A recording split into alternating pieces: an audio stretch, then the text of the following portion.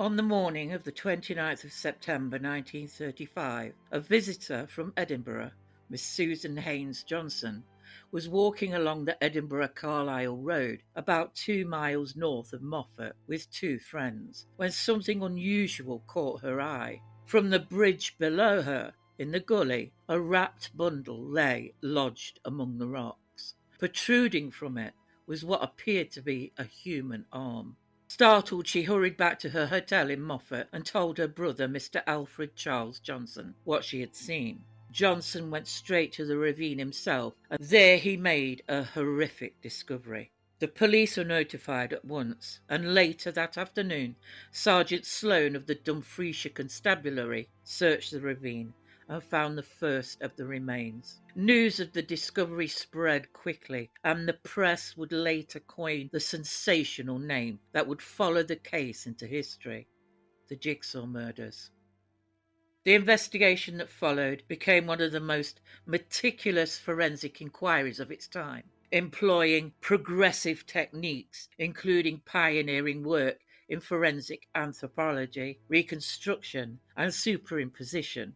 It ultimately connected the remains to Dr. Buck Ruxton of Lancaster and to the disappearance of his wife Isabella Ruxton and their maid Mary Rogerson. The man later known as Buck Ruxton was born Bukhtiar Hakim, apologies for pronunciation, on the 21st of March 1899 in Bombay, now Mumbai, into a wealthy Parsi family. Highly intelligent and strongly supported by his parents, he was educated to a high standard.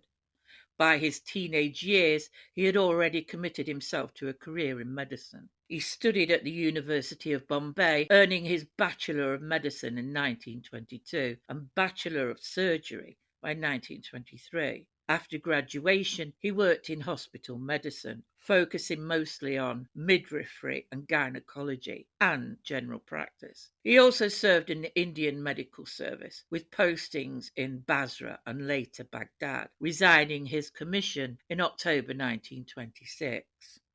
In May 1925, still in Bombay, he entered an arranged marriage with a young Parsi woman, which was a common practice within the community. Little is known about the bride, and the marriage quickly deteriorated. Ruxton, ambitious and image-conscious, walked away from the relationship and from almost every thread connecting him to his past. In 1926, he left India for Britain alone. Recasting himself, he adopted the name Gabriel Hakim and enrolled at University College Hospital, London. It was a chance for reinvention.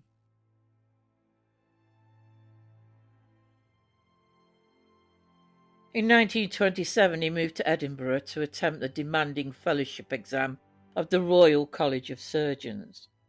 He failed the examination, but was nonetheless fully qualified to practice medicine in Britain.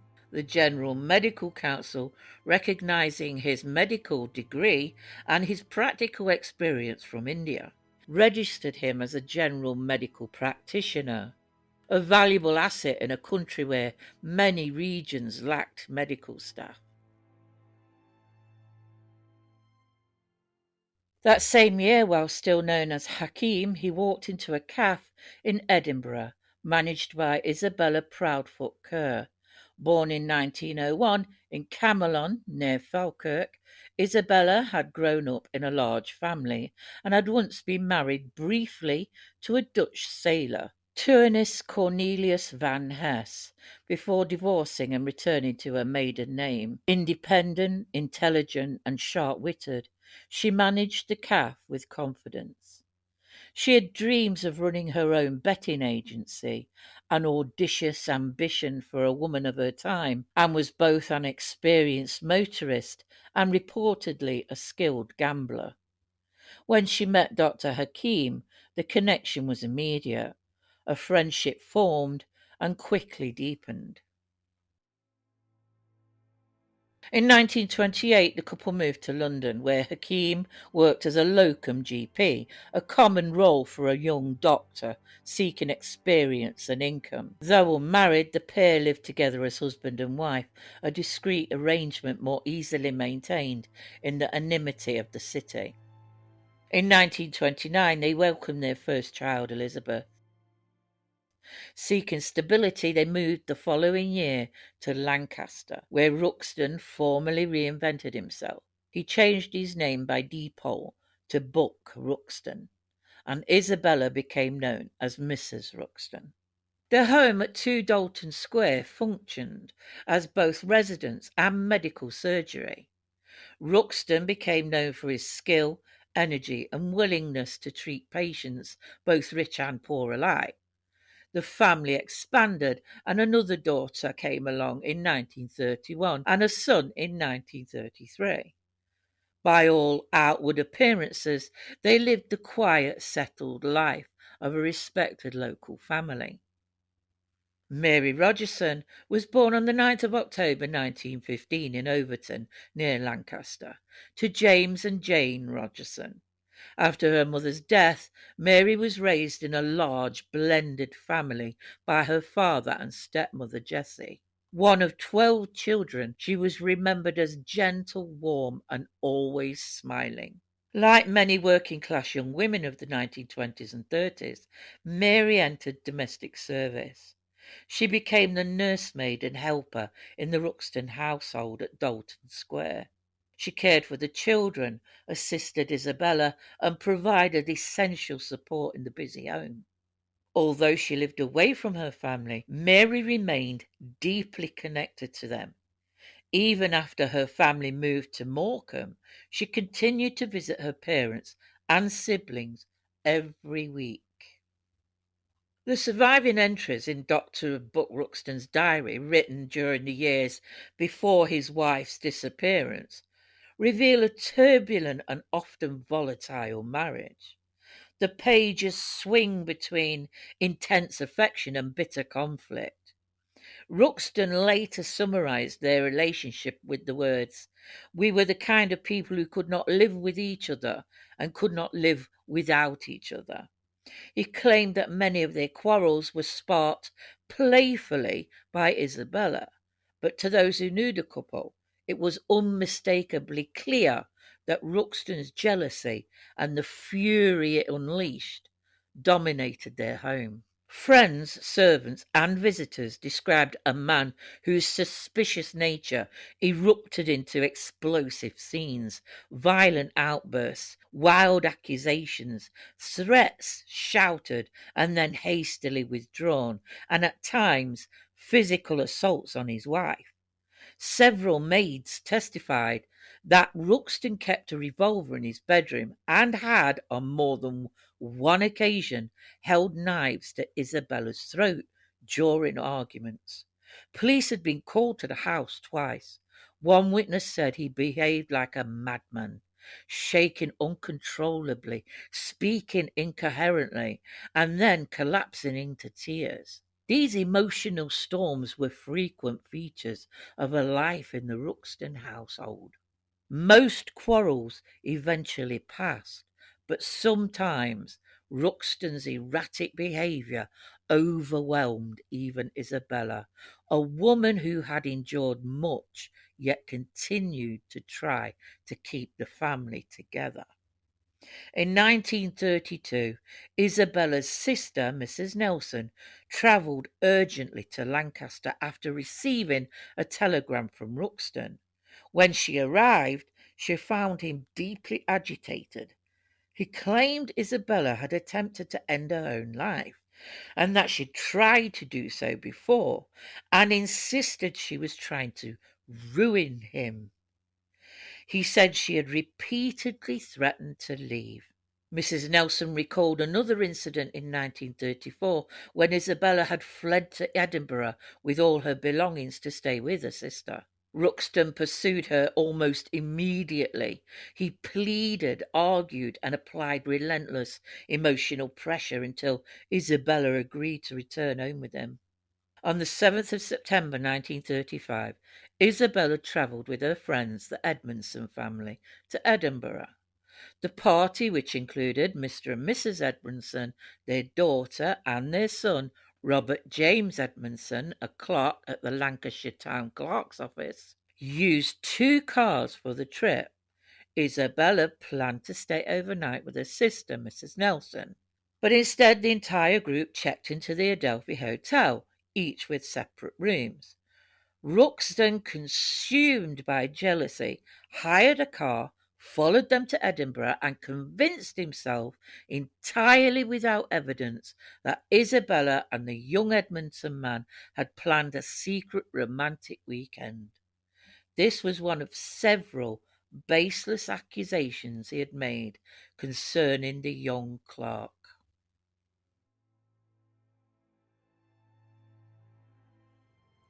On Saturday, the 14th of September, Isabella set off in her husband's car for her annual trip to see the Blackpool illuminations with her sisters.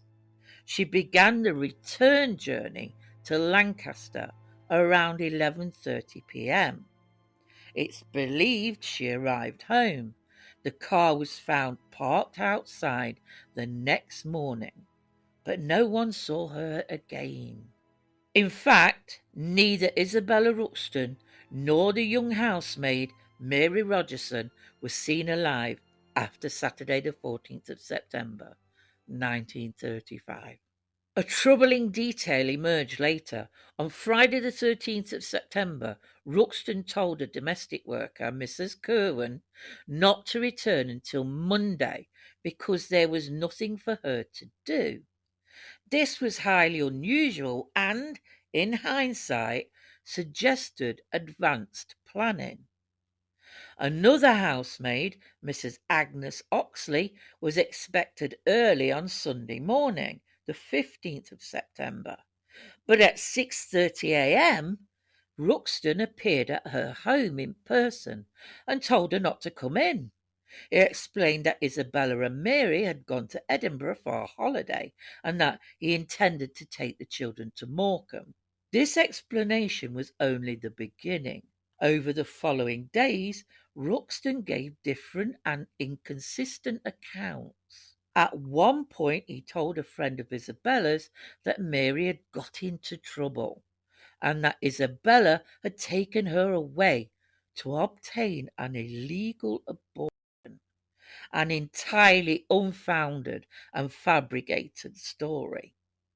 By the time the police uncovered the grisly bundles of remains in Moffat at the end of September, the stage had already been set. Two women missing, a husband's erratic explanations, and a marriage long overshadowed by jealousy and violence. Mary's family grew increasingly alarmed when they realized they had not heard from her for some time. Something completely out of character for the dependable young maid. On Sunday, the 22nd of September, her brother Peter Rogerson went to the Ruxton home in Dalton Square. Miss Philbrook, who was looking after the children, told him that Dr. Ruxton was out and that he would need to return later. When Ruxton arrived home at around 10 o'clock that night from Morecambe, he dismissed the visit, remarking that Mary's brother was probably after her wages. Peter returned the next evening, the 23rd of September. This time, Ruxton told him that both Mary and Mrs. Ruxton had gone on tour that might last a week, possibly a fortnight. He asked if the family had heard from Mary, and then began probing. Had Mary been in any trouble at home? Did Peter know anything about her going with a laundry boy? Peter, confused and slightly irritated, replied that they knew nothing of no such boy and that they had received no word from her. Ruxton then claimed Mary had drawn her previous week's wages in advance and handed over her current wages of 15 shillings. On Tuesday, the 24th of September, another development drew police attention. A woman, Mrs. Florence Smalley, had been found dead in Morecambe under suspicious circumstances, killed by severe head injuries consistent with being struck or run over.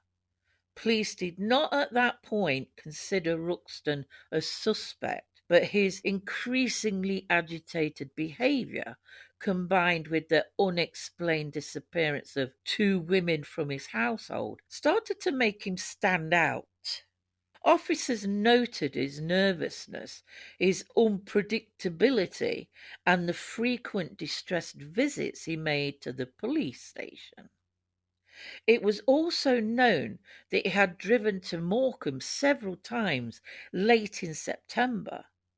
Ruxton was ultimately cleared of any involvement in Mrs. Smalley's death, and it would remain unsolved. Ruxton's unstable behaviour only escalated. On Wednesday, the 25th of September, he appeared at the Rogerson home, saying he had come to set them straight about Mary.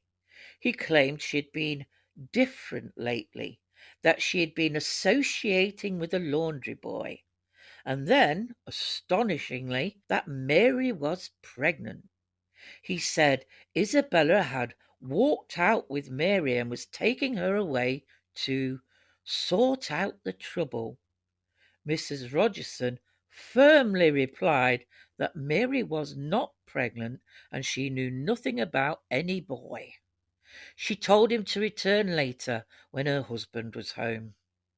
When Ruxton returned, he repeated the story, adding that a woman named Mrs. Anderson had once pointed to Mary and said, "Look at Mary, she is pregnant." But when questioned later, Mrs. Anderson categorically denied ever making such a statement.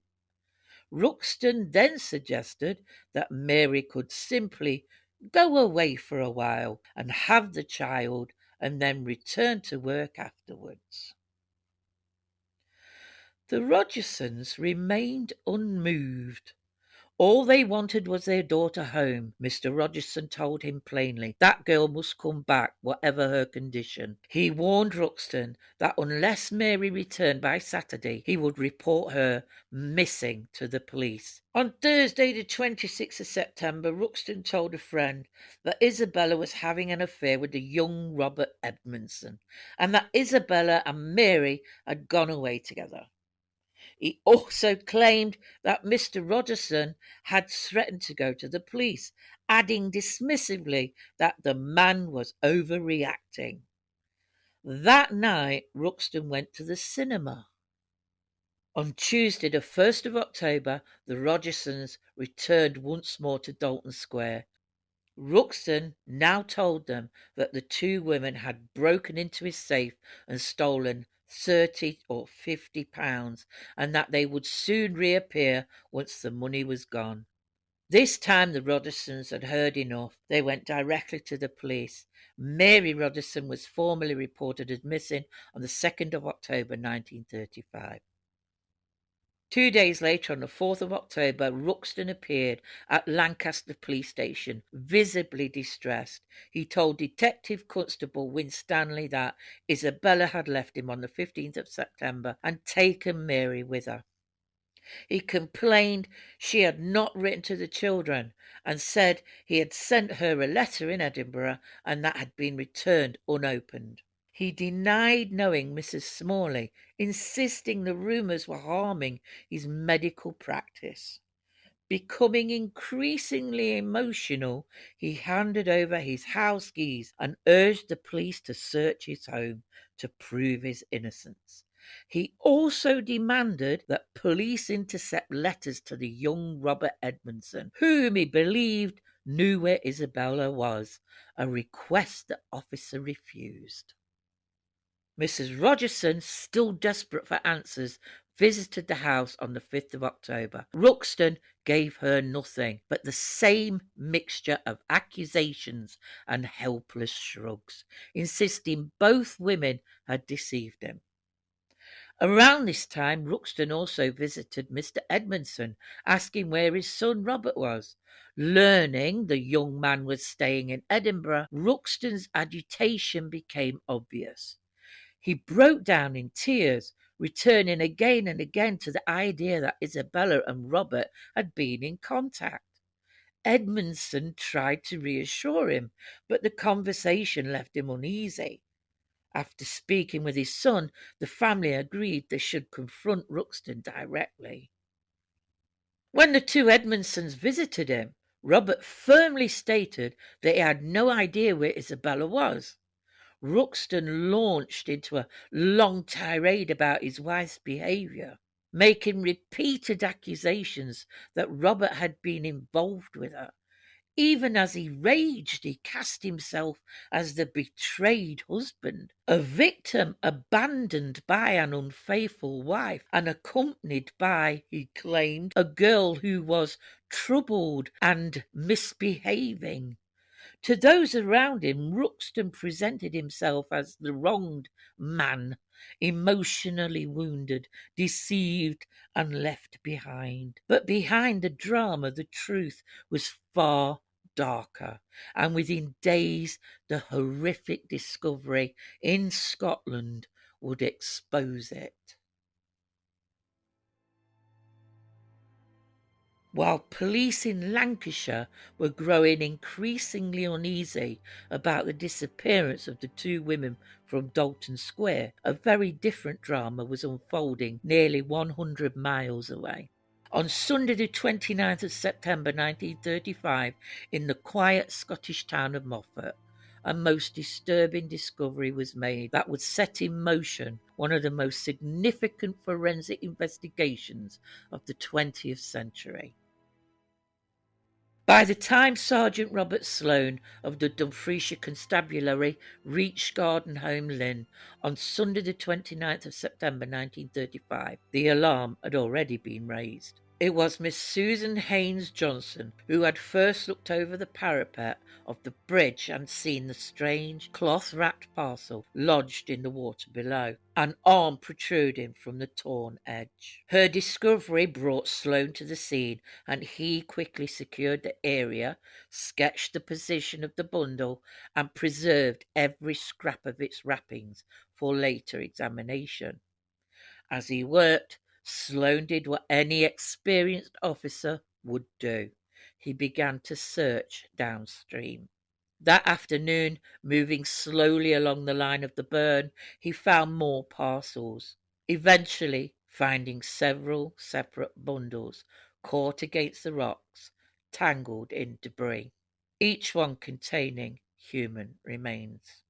The first bundles discovered on the 29th included two heads. Some of the remains were disturbingly wrapped in a child's woolen garment, along with cotton wool and a torn piece of the Daily Herald dated the 6th of August 1935. A crucial clue later used to establish the earliest possible date the bodies could have been dismembered. A thigh bone lay nearby, and shortly afterwards 2 forearms with hands were recovered, though all the fingertips had been deliberately removed. Several additional pieces of flesh and skin were scattered around the ravine.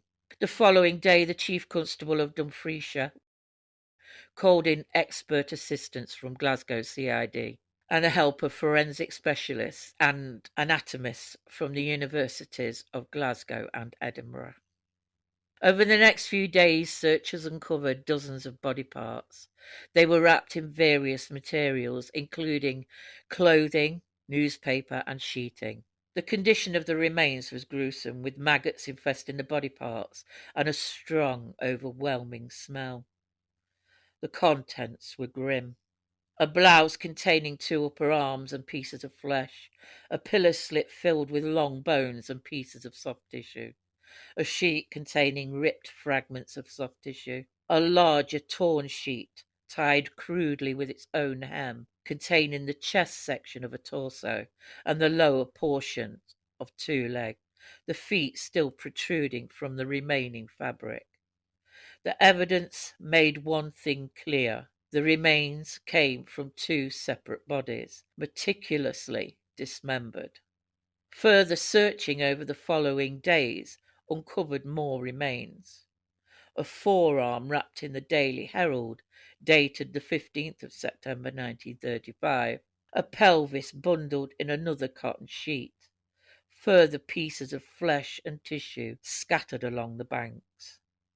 Later, at a culvert on the old Moffat Road, detectives recovered additional bone fragments and pieces of fabric washed loose by the changing water levels. Then on the 28th of October, a left foot wrapped in the Daily Herald, dated the 2nd of September, was found at Gardenholme Lynn. Finally, on the 4th of November, a right forearm and hand, wrapped in a Daily Herald dated the 2nd of September, was found further up the Edinburgh Moffat Road. It was immediately clear that enormous effort had been taken to dismember, separate and transport the bodies before depositing them in the remote ravine. The police focused on determining if the victims were local. The decomposing remains were first examined at Moffat by Professor John Glaister and Dr. Miller, then transferred to the anatomy department at Edinburgh University for detailed forensic analysis. This marked the beginning of a forensic investigation that would become internationally famous. While doctors worked, police struggled to identify the victims. No one had been reported missing locally. They worked hard to account for all residents and contacted Scotland Yard. The location of the murders was entirely unknown. Detectives thought the bodies may have been dumped before the 19th of September because heavy rain and flooding on the 18th and 19th would have washed the body parts downstream, depositing some along the newly exposed banks as the water retreated. Because the remote ravine was accessible only with difficulty, detectives believed the remains must have been transported by car, and they began searching for any suspicious vehicle sightings. None were reported. Sergeant Sloane carefully dried the newspaper pages and unfolded them using forceps. And then on October the 9th, it was confirmed that the newspapers, the Sunday Graphic and Sunday News, were from a special edition of only 3,700 copies distributed around Morecambe. Lancashire police were contacted. This was the first strong lead. The killer, it seemed, had a connection to Lancaster.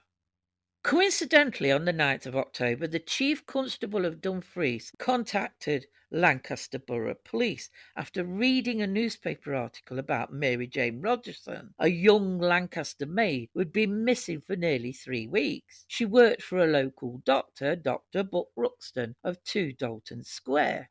Meanwhile, back in Moffat, Sergeant Sloane's wife had also carefully washed the blouse and woolen child's romper suit, and photographs of both items were placed in newspapers. Mary's stepmother identified clothing found with the remains from the photo of the blouse. It was one she had repaired. Another woman, Mrs. Home of Grange over Sands, recognised the distinctive woolen romper suit she had made for the Ruxton children.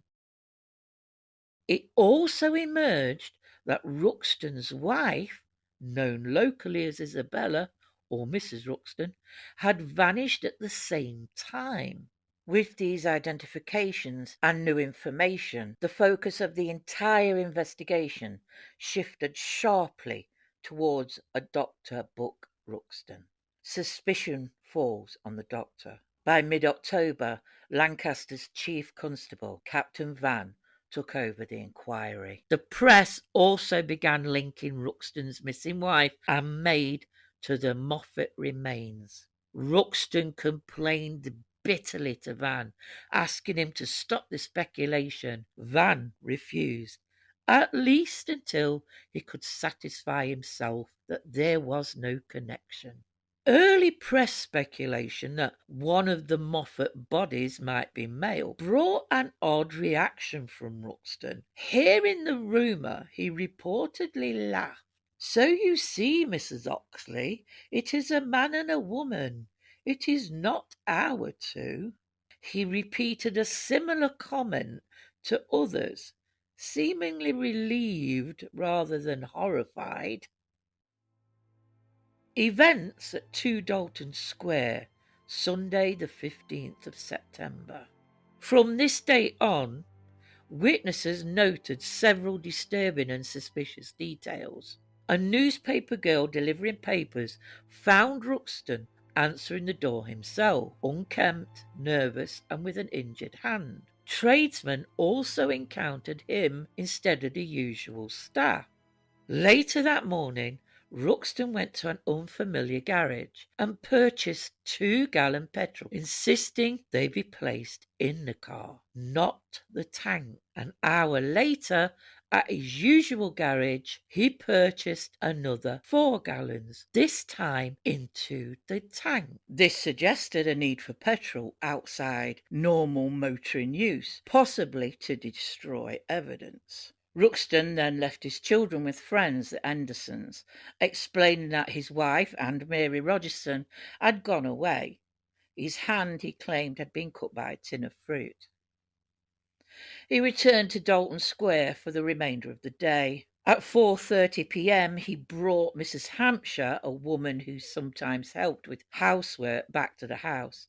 Inside she found loud radio, no one home, a meal for two laid out but untouched, a raw roast still wrapped but not cooked, stair carpets removed, straw scattered throughout the house, bedroom doors locked and keys missing, the bath with yellow discoloration, rolled up carpets, stair pads, and a suit piled in the waiting room.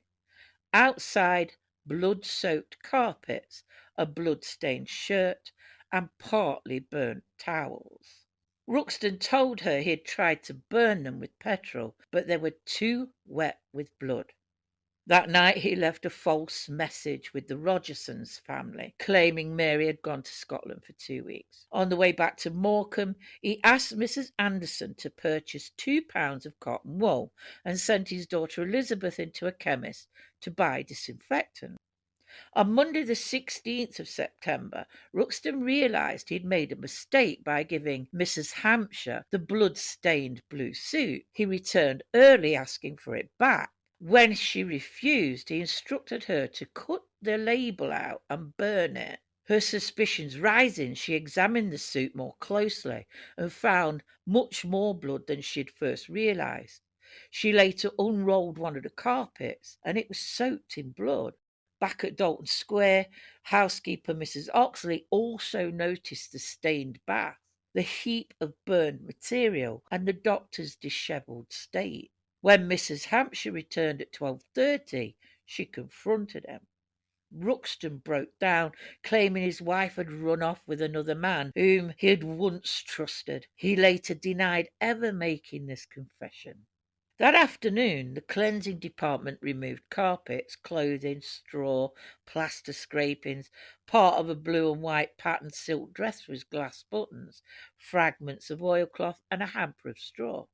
Later, Ruxton delivered his Hillman car for servicing at the county garage and hired a larger Austin 12 from the Grand Garage.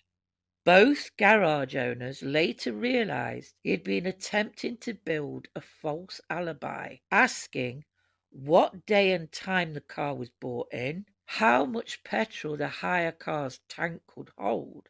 He said he needed this information because of certain charges against him and that he wished to prove he could not have gone up north.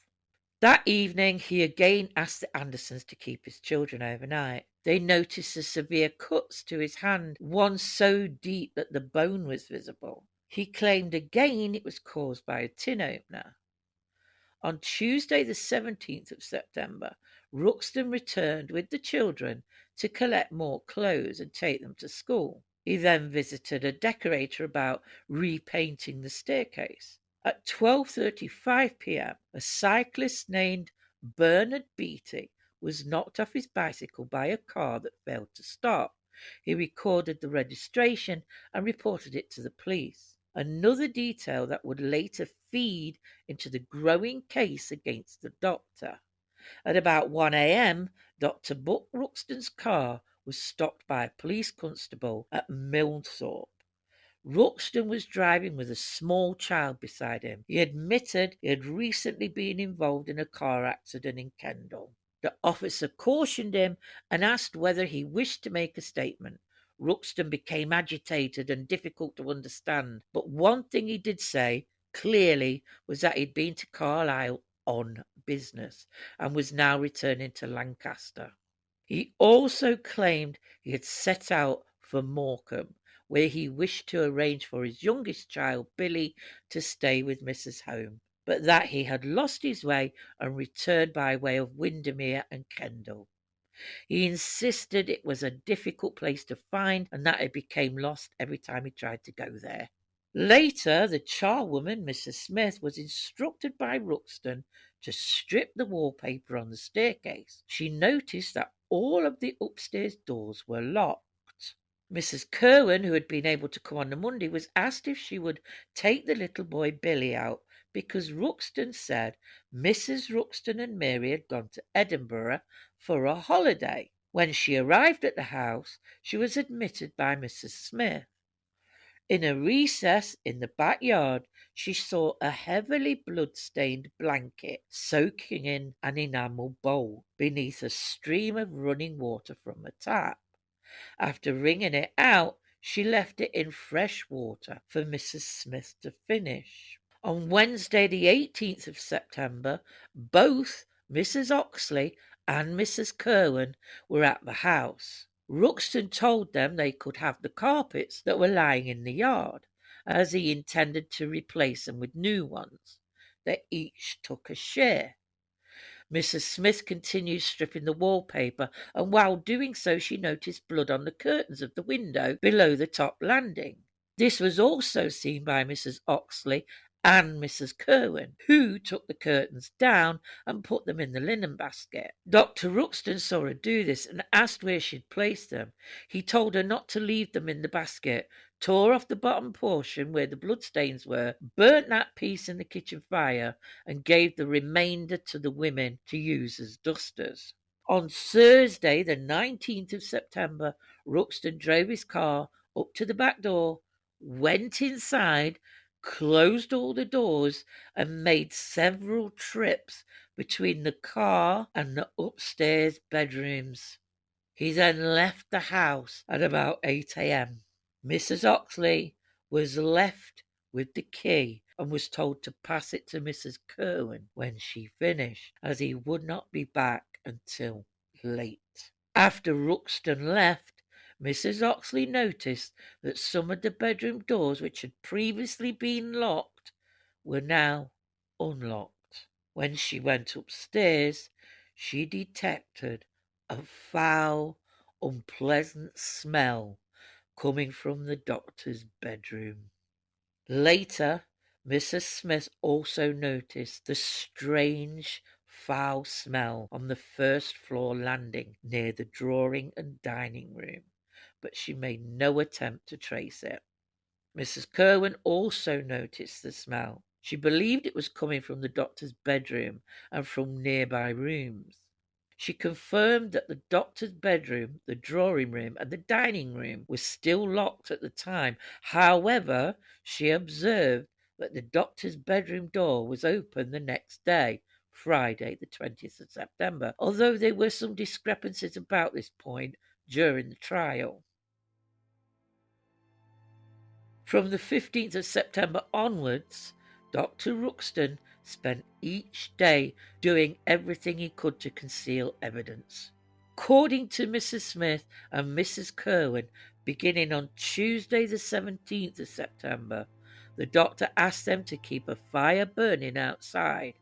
They saw papers being burnt, but nothing else. However, during the week, while cleaning the yard, Mrs. Curwen noticed partly burnt pieces of blue and red cloth and a blood-stained piece of cotton wool.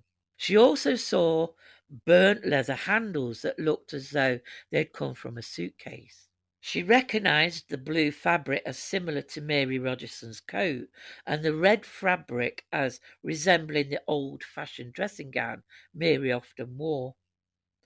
Ruxton later insisted that everything that happened on the 19th had an innocent explanation. He claimed he had visited the Andersons to ask them to keep the children, though he had not. He then asserted that his movements in and out of the house that morning were due to his retrieving his camera and tripod to obtain photographic evidence of his wife and Mr. Anderson at her office. Over the following days, Ruxton took further steps.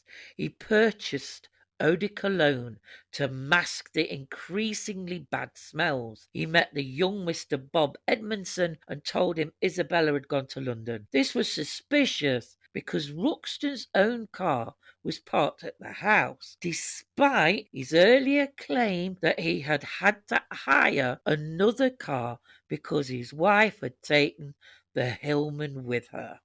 In the first 2 weeks of October 1935, he first raised the subject of Mary being pregnant. During this period, Ruxton had several agitated encounters with Mr. Edmondson. Edmondson described him as being distressed and erratic. Ruxton insisted that the younger Mr. Edmondson, Bobby and Isabella were secretly meeting in Edinburgh. He cried, rambled, and claimed he'd been betrayed by a friend. Ruxton appeared at the police station repeatedly. He angrily protested being questioned about Mrs. Smalley's death and continually displayed his bandaged hand, insisting the injury came from opening a tin of fruit. He begged police to search his house while attempting to control which rooms they were allowed to inspect. In every instance, he responded with distress, defensiveness, contradictions, and erratic behaviour. Mrs. Nelson, who lived in Edinburgh, received a letter from Dr. Ruxton after Isabella disappeared. He said he wanted to talk with her and asked for her help in getting his wife back. Mrs. Nelson's son refused Ruxton permission to come to their Edinburgh home. Testimony later showed several reasons for this. Ruxton was behaving erratically, lying, emotionally unstable, and potentially dangerous, and the family did not trust him. However, after Ruxton wrote a second time, Mrs. Nelson agreed to meet him at Mrs. Trench's home in Edinburgh. When he arrived, he immediately asked Mrs. Nelson if she was hiding his wife. She replied by asking whether he knew where Isabella was. Ruxton acted confused and evasive, which made Mrs. Nelson suspicious, especially because she had already heard news about the bodies being found near Moffat, and knew that Mary Rogerson, the maid, had also been reported missing. She asked him directly whether he had harmed her sister. Ruxton denied it, saying he loved Isabella too much to hurt her, and that he would gain nothing from her death. He repeated his claim that Mary Rogerson was pregnant, insisted that his wife had taken nearly all of her clothes when she left, and said he would have put Isabella's pictures in the newspapers if she did not return. Mrs. Nelson pointed out that she had received a letter from Mary's father and that the police would already be looking for both the missing women. This seemed to irritate Ruxton. Ruxton returned to Lancaster at 3:50 a.m. on Thursday the 10th of October. Later that day he again asked Mrs. Hampshire whether she had disposed of the suit he had given her, the one with the blood on it. When she said she had not, he told her to burn it. When she told him that one of the carpets was too difficult to clean, he instructed her to burn that as well. He then asked her if she would support him, because he intended to give a statement to the police, and she was to give hers after he gave his. That night, Ruxton went to the police station at 10 p.m. and spoke to Detective Constable Winstanley. As soon as he walked in, he complained, "Winstanley, all this stupid talk is ruining my medical practice. Can't anything be done to stop the rumours?" He told the officer that he believed people were now connecting his name with the human body parts found at Moffat. The officer asked Ruxton to give a description of his missing wife so that the police could officially circulate a notice stating she was missing. Ruxton agreed, provided the details, signed the form, and then accompanied Winstanley to Dalton Square to collect a photograph of his wife for the report. On Friday the 11th of October, Ruxton began compiling a document of his movements, which he later gave to the police. He made several visits to the police office during the day.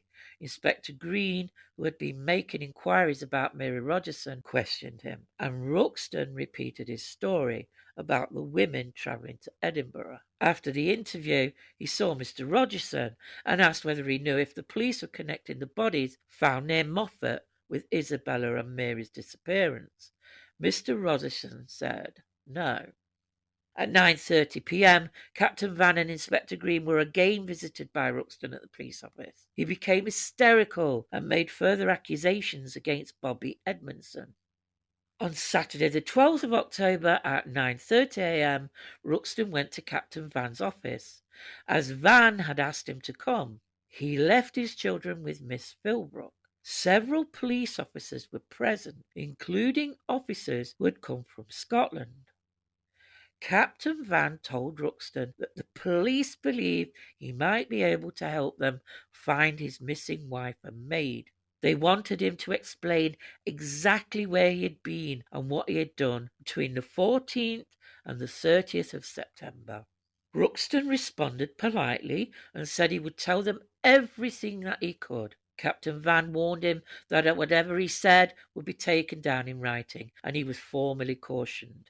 By this time, it was 3:50 a.m. on Sunday the 13th of October. Ruxton was arrested at 7:20 a.m. and charged by Captain Van with the murder of Mary Rogerson. He appeared in the Borough of Lancaster Police Court the next day, the 14th of October, and was charged with the murder of Mary Rogerson. On the 5th of November, he was further charged with the murder of Isabella Ruxton. Ruxton was officially charged with 2 murders. However, when the case went to court, the authorities chose to prosecute him for only 1, the murder of Mrs. Ruxton. After the arrest, police conducted a thorough search of 2 Dalton Square and collected numerous items: clothing and shoes belonging to Mary Rogerson, a leather motor coat, shoes belonging to Mrs. Ruxton, a scalpel and a pair of dental forceps, a revolver, Ruxton's diaries from 1919 to 1927, a sheet from the double bed in Mrs. Ruxton's room. They recovered the suit and carpets from Mrs. Hampshire, and carpets and clothing belonging to both women from the 3 domestic servants. Forensics were going to be imperative. In the Ruxton case, investigators were forced to push the boundaries of forensic science. Their first challenge was identification. Fingerprinting experts worked with extraordinary care, taking prints from the dismembered remains and comparing them to chance fingerprints lifted from inside Ruxton's home. It was delicate work, but it began to reveal the truth of who the victims were. To determine when the murders had taken place, scientists turned to a groundbreaking technique for the time: forensic entomology. The insects found on the remains, later known as the Ruxton maggots, provided vital clues about how long the bodies had been exposed. Another innovative method involved photography. Investigators carefully superimposed negatives of the victims' skulls with negatives of earlier portraits of Isabella and Mary. The resulting images offered striking confirmation, particularly in Isabella's case. Back at Ruxton's house, police collected bed linens and cloth. Under a microscope, fibres from Isabella's bedsheets were found to match pieces of cloth used to wrap the dismembered remains. It was meticulous work, but each thread added weight to the evidence. For weeks, forensic teams combed through 2 Dalton Square, Ruxton's home. Their search was so exhaustive that Professor John Glaister eventually had parts of the house dismantled and transported to his laboratory in Glasgow. There, with even greater precision, he continued the minute examination that would help secure the final damning conclusions. When Professor Glaister visited the house on the 14th of October, he examined the rooms and advised police which items should be taken for scientific testing. When he returned on the 22nd of October, he and another doctor arranged for a large number of objects and even parts of the house itself to be removed and taken to the Forensic Medicine Department at Glasgow University. The reconstruction of the bodies was carried out by Professor Brash.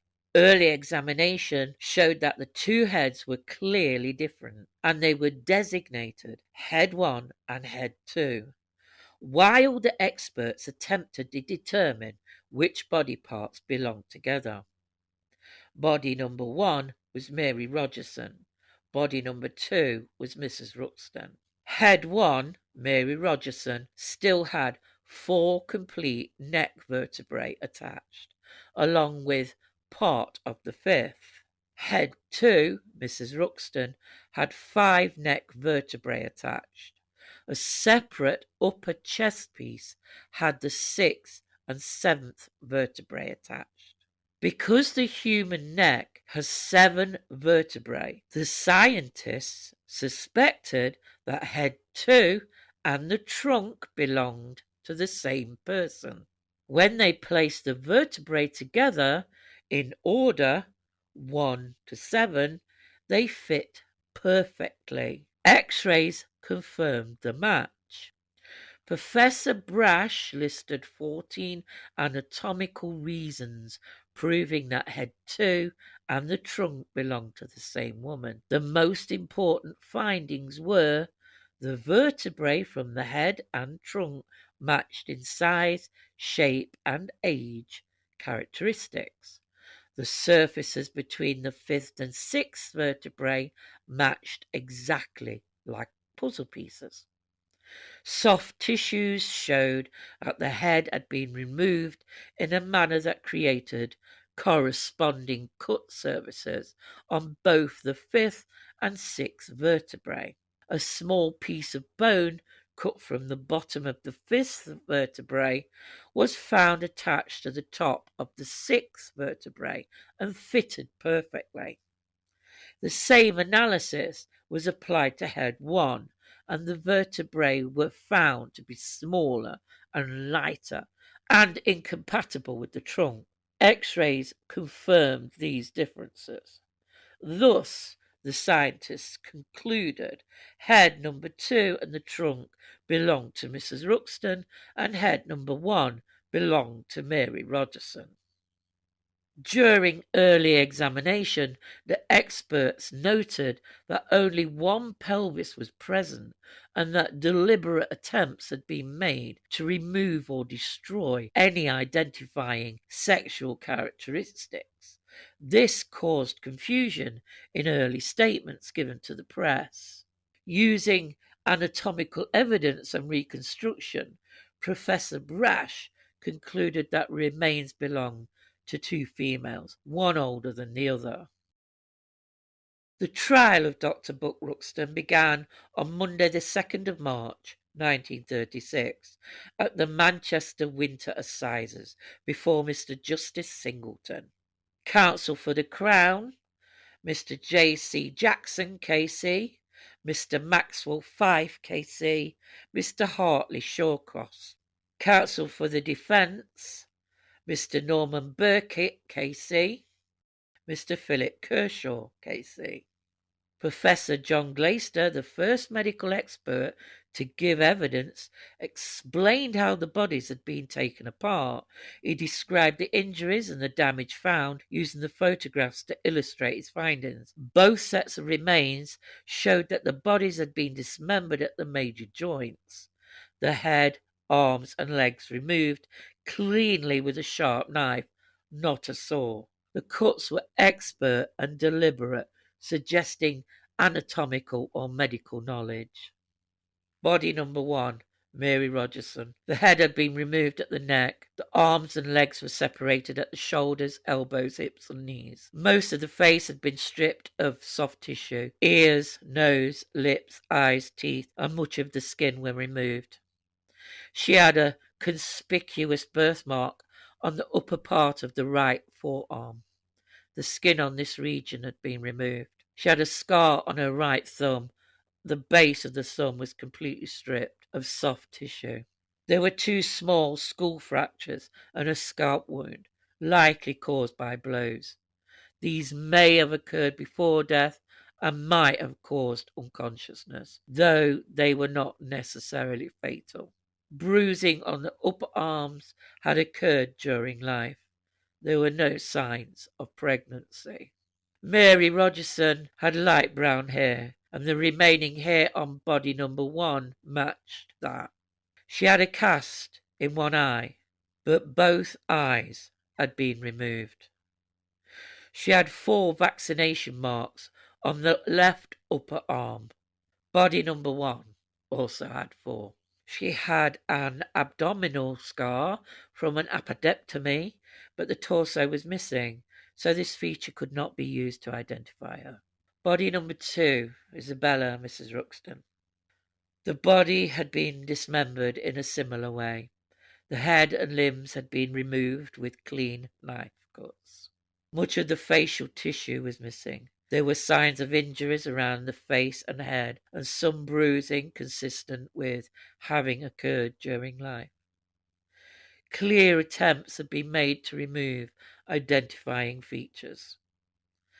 She had a prominent nose. The nose had been removed. She wore a denture and had prominent teeth.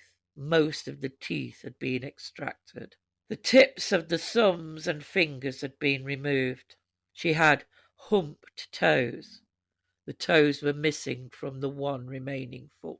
She had a bunion on her left big toe. The soft tissue had been cut away, but the bone still showed the characteristic deformity. Some injuries occurred before death. Others were inflicted during dismemberment. No saw was used, only a sharp cutting tool. The treatment of both bodies suggested the same hand at work, and clear attempts to hide identity by removing sexual organs, eyes, nose, lips, mouth, large areas of facial skin, teeth, scalp, tissue, and fingertips. Professor James Cooper Brash, an anatomist of formidable skill from the University of Edinburgh. It would be Brash who took the Ruxton case into completely new forensic territory and created one of the most remarkable innovations in criminal science. From the beginning, the investigators understood they were dealing with 2 victims, one older, one younger. But matching each skull to the correct missing woman required absolute certainty. The prosecution could not afford even the faintest doubt. The 2 women, Isabella Ruxton and the maid, Mary Rogerson, looked nothing alike in life. Isabella had a prominent nose, rather angular features, and distinctive teeth. Mary was younger, softer featured, and had a slight cast in one eye. But both schools had been stripped of features, leaving little to differentiate them by eye alone. Something more exacting was needed.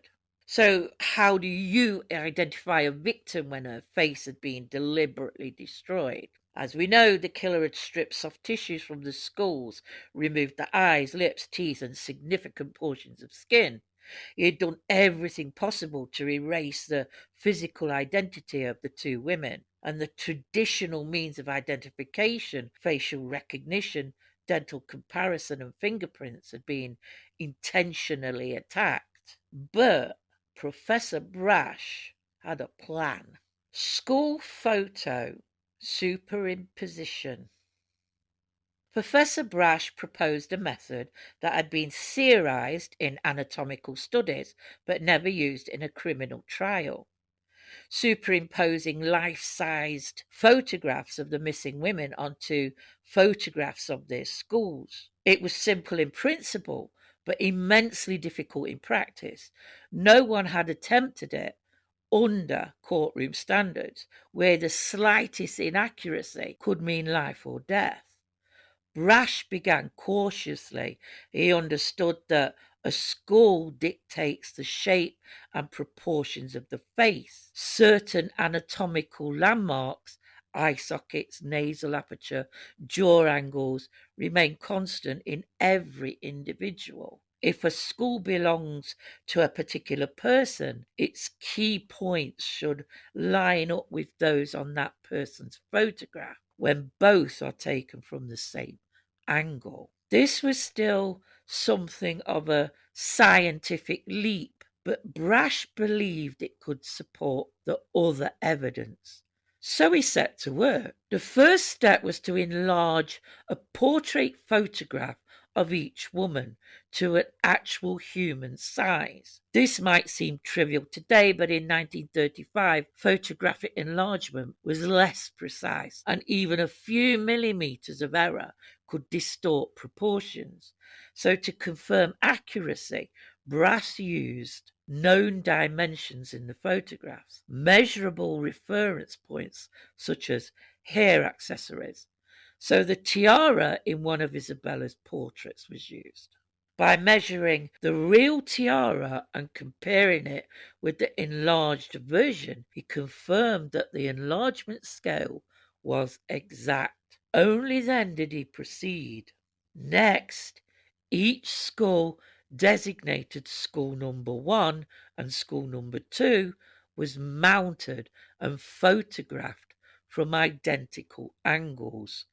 Full face, left profile, right profile, 3/4 view, slightly turned. Great care was taken to match the camera distance, angle, and focal length used in recreating the orientation from the original portraits. This meant that for the first time in a British courtroom investigation, bones were photographed with explicit forensic photographic precision, not simply for documentation, but as evidence for identity.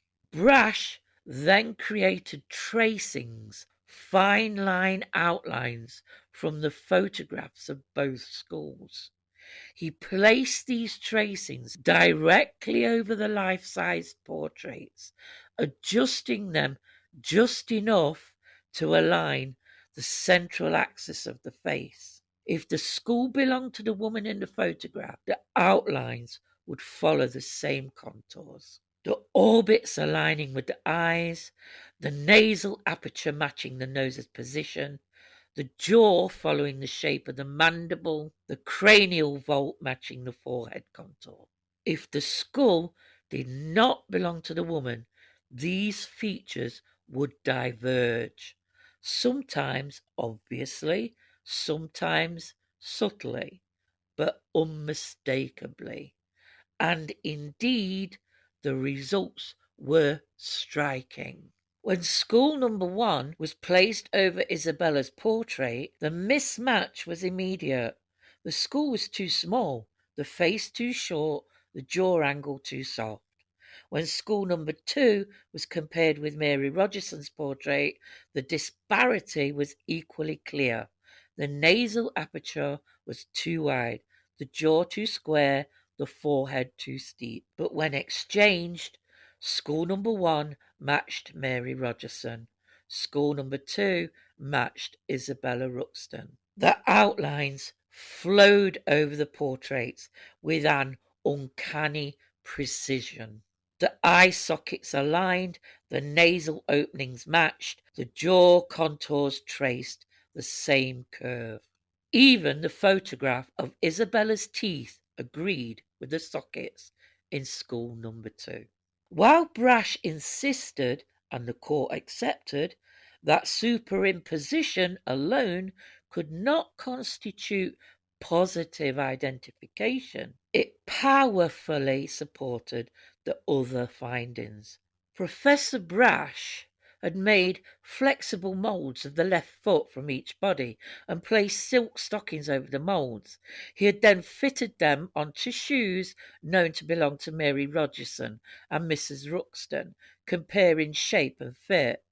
So, along with the other findings, the dental correlations, anthropological measurements, the anatomical reconstruction by Professor Brash and Professor Glaister, together these elements formed an irrefutable chain. Brash's demonstration in court was nothing short of revolutionary. Jurors watched as life-sized images of skull outlines were laid over women's portraits, revealing perfect alignment in correct pairings. It was perhaps the first time British jurors had seen science used not just to describe a crime, but to reconstruct a human identity from the bare structure of bone. Although the murderer had attempted to destroy the fingerprints by cutting away the fingertips, ridge patterns survived beyond the tip.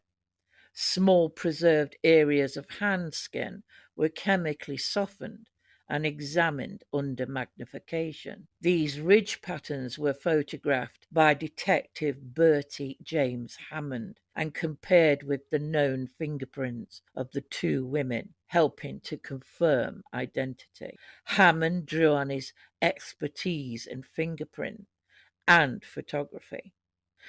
At Edinburgh University, he used a very small spotting brush that was dipped in ether to lift the dermis. He treated the complete pattern of the thumb in this manner that helped to make the ridges more clearly defined as they dried.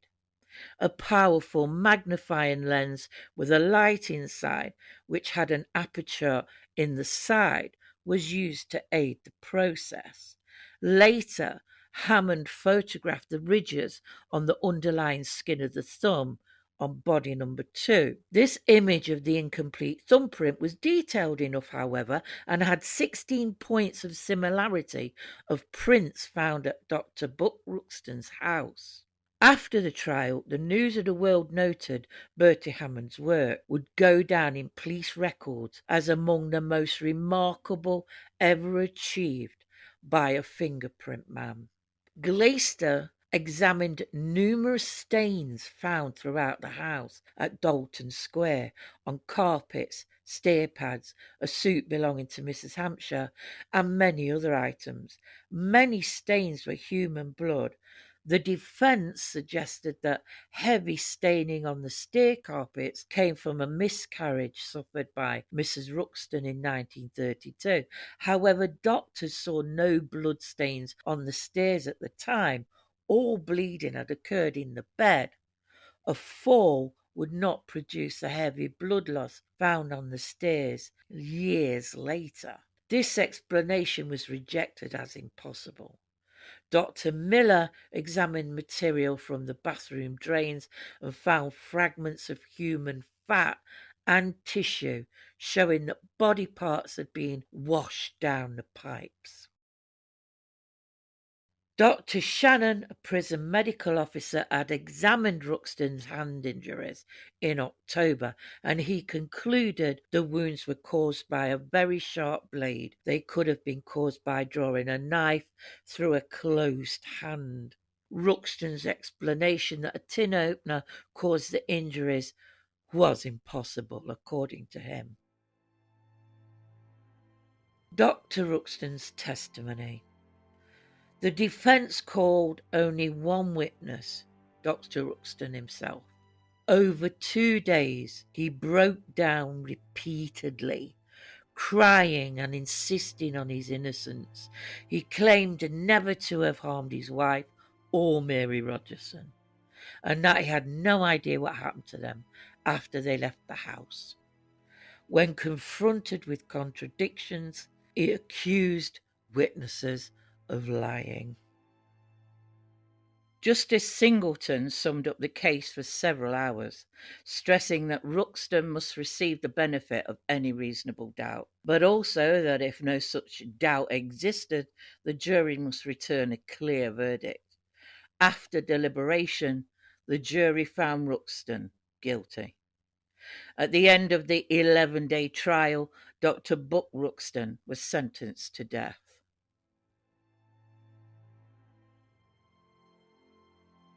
Dr. Ruxton's appeal was heard on the 5th of May 1936 by the Court of Criminal Appeal in London, 1 week before his execution on the 12th of May 1936. Sir Norman Burkitt presented 2 essential grounds for Dr. Ruxton's appeal. Misdirection by the trial judge. Mr. Burkitt, in opening the appeal, said that the grounds of appeal might be summarised under 2 heads, that the verdict was against the weight of evidence, and that there may have been misdirection on the evidence by the judge. Mr. Burkitt said that with regard to the direction in law, the summing up was unassailable. Although Burkitt did not attack the integrity of any of the professors or scientists, he argued that the prosecution had not definitively proven that the bodies found in Scotland were those of Isabella Ruxton and Mary Jane Rogerson. Burkitt argued that the forensic evidence, including photographic superimposition, was constructed evidence and thus liable to human error and not sufficiently reliable to confirm identity. Their conclusions were opinions, even if expert ones. Burkitt claimed that the trial judge, Mr. Justice Singleton, made an error in his final instructions to the jury by unfairly highlighting the prosecution's evidence about bloodstains on a suit while not giving enough weight to a prosecution witness's admission that the bloodstains could have come from innocent professional medical sources. This, he contended, was a significant misdirection that harmed the defence. The Court of Criminal Appeal dismissed the appeal, finding the arguments insufficient to suggest any misdirection by the trial judge. On the 11th of May 1936, the day before his execution at Strangeways Prison in Manchester, he wrote a confession in his cell. It was given to the prison governor and forwarded to the Home Office. This confession was not made public immediately. It emerged later through official summaries and contemporary reporting. Behind the sick door of condemned cell number 2, he'd picked up the pen that had been left for him on the narrow wooden table. For weeks he had insisted on his innocence. Through police interrogation, through the long days of trial, through the hours of appeal, he had sworn that he had never harmed his wife, Isabella, and that he had not touched Mary Rogerson. Even when the jury returned its verdict, even when his last hope was extinguished in the Court of Criminal Appeal, Ruxton had remained defiant. But This, his final night, something shifted. He asked for paper, and then he began to write. And he confessed to killing his wife, Isabella. Ruxton's confession did not describe a premeditated murder. Instead, he attempted to explain the emotional landscape that had led him to that night in September 1935. He wrote of jealousy that had consumed him. He feared Isabella would leave him. He believed without firm evidence that she was unfaithful. He claimed that their marriage had become a storm of quarrels and suspicions. He did not attempt to portray himself as a monster. Rather, he attempted to show the irrational, frightened man he believed himself to be. He described the fatal confrontation with Isabella as a moment of overwhelming rage, a moment in which reason collapsed, with four simple words: "I lost my head." Those four words would be repeated by prison officials and later by newspapers. They were all he offered to explain what followed. The most disturbing part of the confession came next. Throughout the investigation and trial, Ruxton had insisted that Mary's disappearance was a mystery to him. Her killing, he said again and again, had nothing to do with him. But in the confession, he finally admitted that Mary had died because she had discovered something, or because she had been present at the wrong moment after Isabella's death. He did not deny responsibility. He called her death an accident, a phrase that suggested panic rather than deliberation. Though it could not diminish the horror of the act, this admission confirmed what investigators had long believed, that Mary Rogerson had been killed to silence a witness. On the most grisly aspect of the case, the dismemberment, Ruxton wrote almost nothing. He admitted to disposing of the bodies and made vague references to fear, panic, and the desire to conceal what had happened. But he offered no description of how the bodies had been taken apart, no insight into the long hours of methodical dismantling. He avoided the very actions that had horrified the nation and proven with forensic precision his undeniable guilt. He did not revisit the riverside ravine at Moffat where the remains were found. He did not mention the knives or the removal of identifying features. He simply acknowledged that he had done what was needed, as he put it, to hide what had happened. It was a confession of responsibility, not a confession of every detail. Buck Ruxton was hanged on the 12th of May 1936 at Strangeways Prison. The execution team on the 12th of May consisted of Albert Pierpoint, Chief Executioner, Thomas Pierpoint, Assistant Executioner. Thank you for watching, or even just listening.